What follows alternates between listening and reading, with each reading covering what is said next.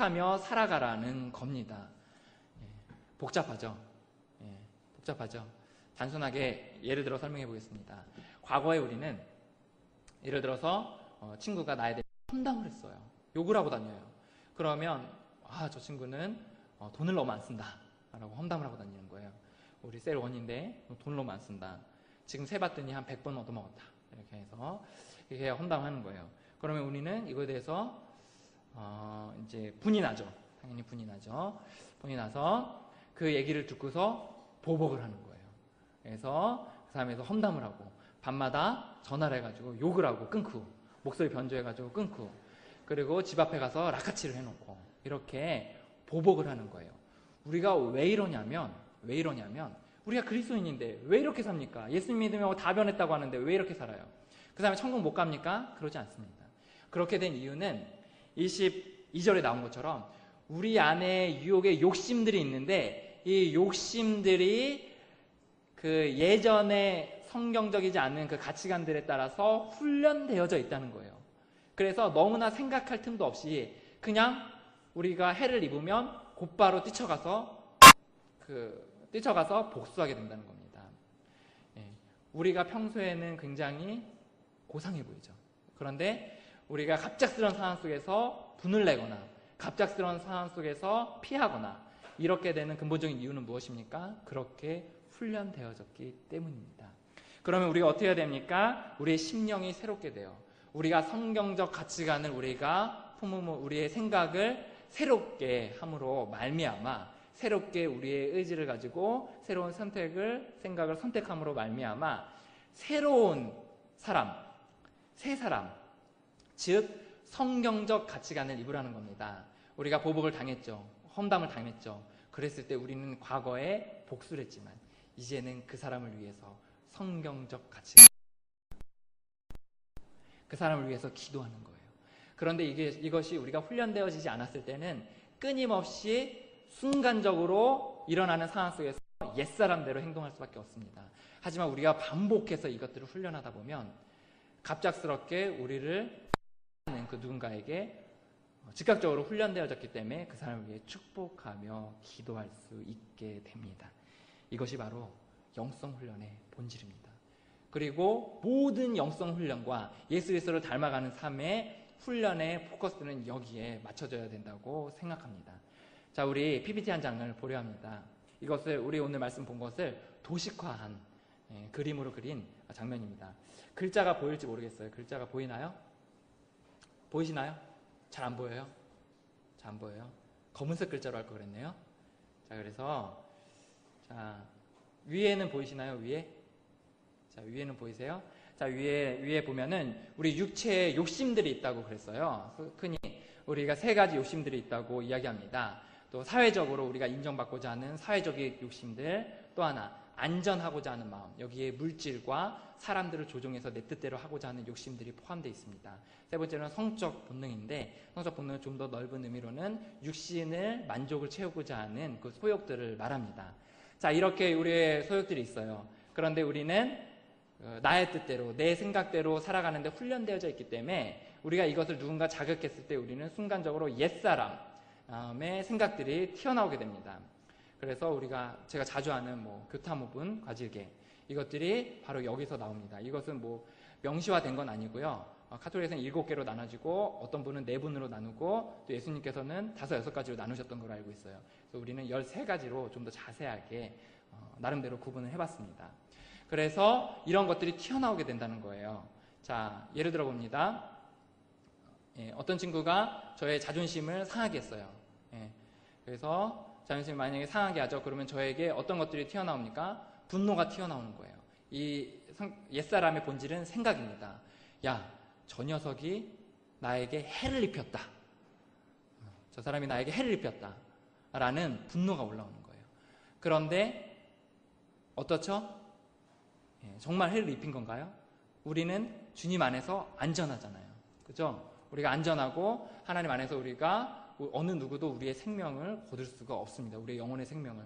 그런데 우리는 그에 대해서 그 사람이 나의 생명을 해한다고 생각하는 본질적인 마음이 있기 때문에 우리가 거기에 대해서 분노하게 되는 거죠.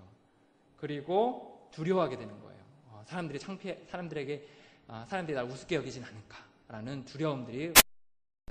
그런데 사실 성경적 가치관은 어떻죠? 사람들이 우습게 여기면 어때요? 하나님만 인정하면 되지 라는 생각들로 성경적 가치관들을 갖게 됩니다.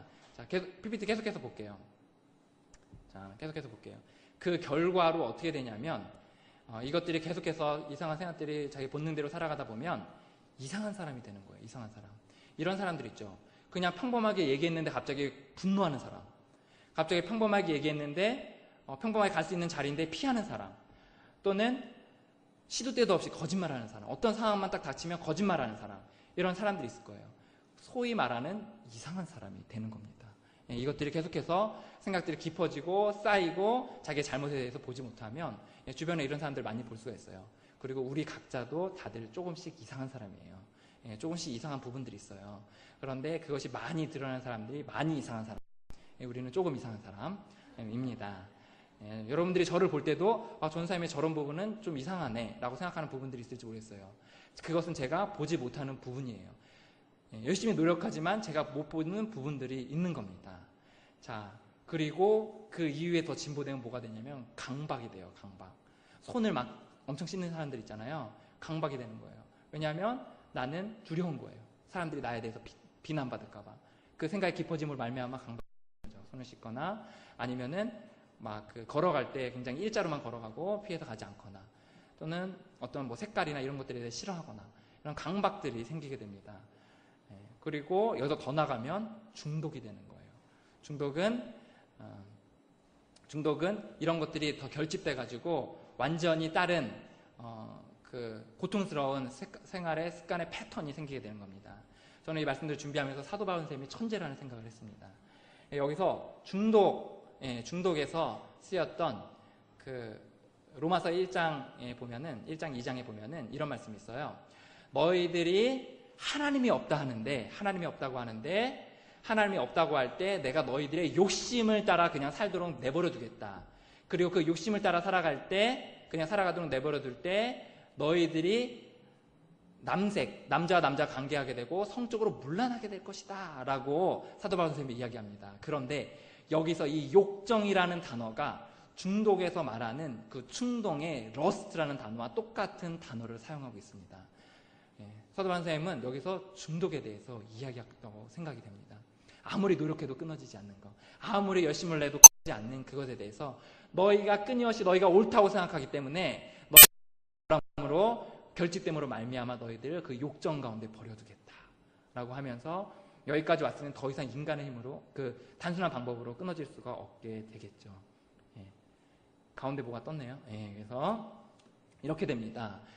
자, 이제는 우리 모두는 이런 패턴 가운데 살고 있어요.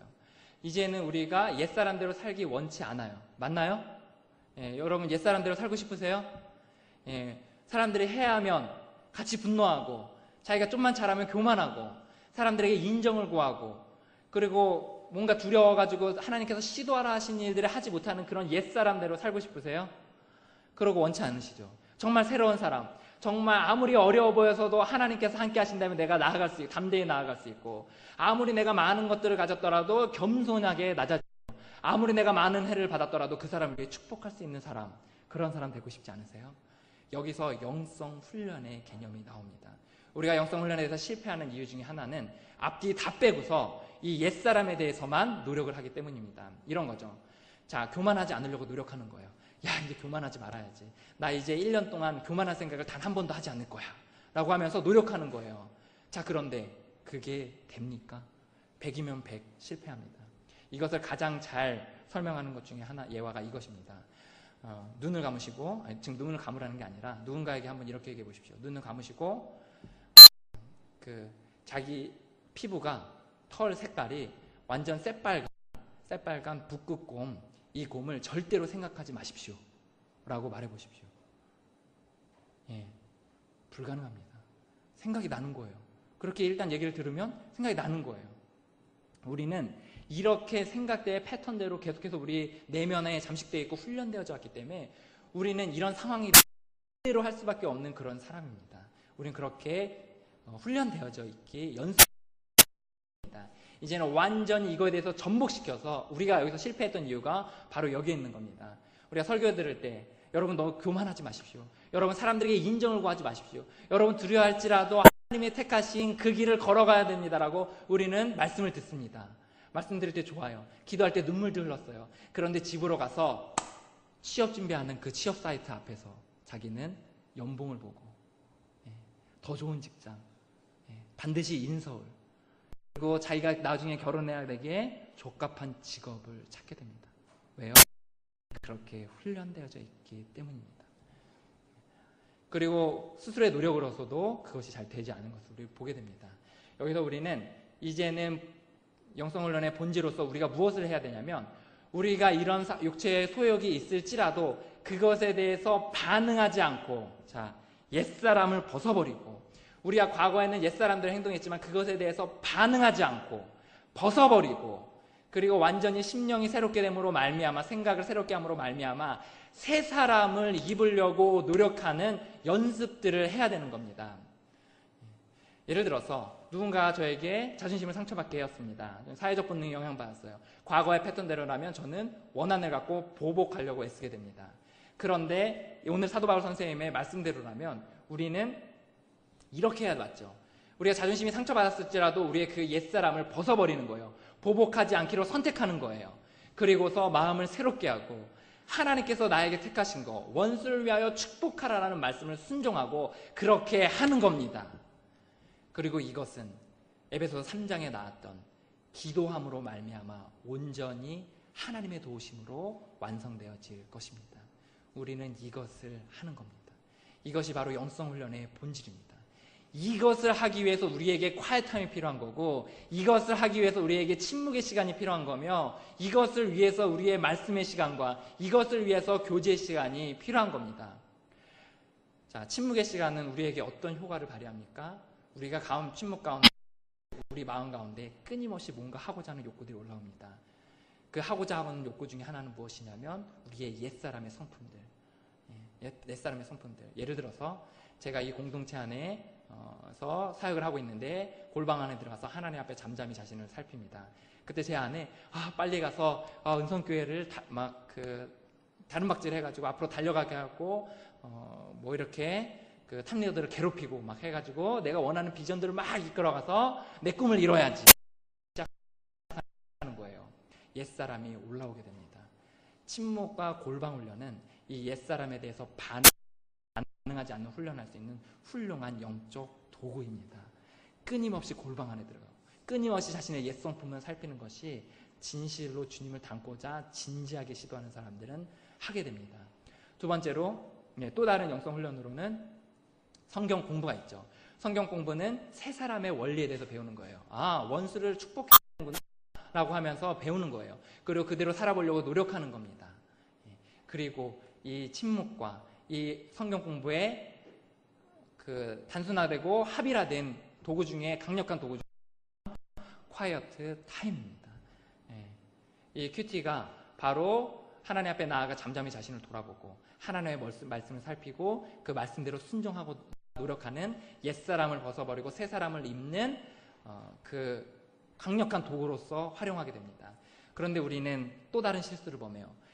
옛사람에 대해서만 노력하려고 시도하는 것과 같은 비견할 만큼 또 다른 실수는 무엇이냐면 이거 다 빼고 큐티는 하나님께서 내게 명하신 것이니 해야 된다라는 개념입니다.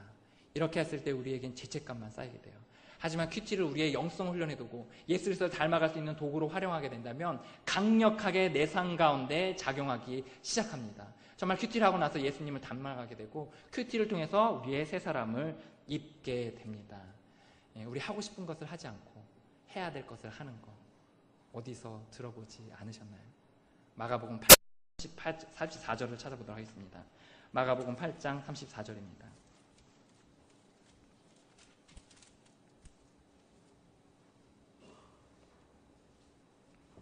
같이 읽습니다.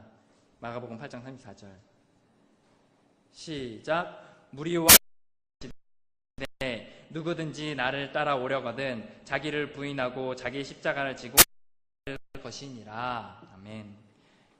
자기가 하고 싶은 것에 대해서 내려놓고 자기 십자가를 지고 따르는 삶. 진실로